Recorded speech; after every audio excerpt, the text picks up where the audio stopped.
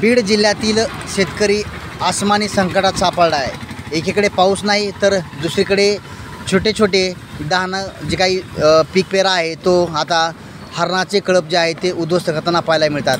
हे चित्र आहे धारूर तालुक्यातील परिसरातलं।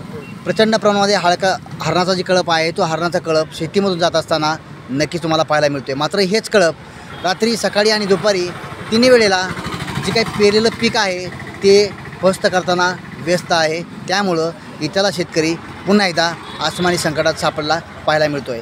एक नव्हे, दोन नव्हे तर 100पेक्षा जास्त एकाच कळपाने हे हरणं शेतातून जाताना नक्कीच पाहायला मिळत आहे। त्यामुळं शेतकरीसुद्धा आता हैराण झाला आहे। या हरणाचा बंदोबस्त करण्याची मागणी शासनाकडं सर्व शेतकऱ्यांनी केलीसुद्धा पाहायला मिळते आहे। त्याचाच एक स्पेशल रिपोर्ट। याकडं आता वन विभागानं सुद्धा लक्ष देणं गरजेचं आहे, जेणेकरून शेतकऱ्यांना मदत मिळेल।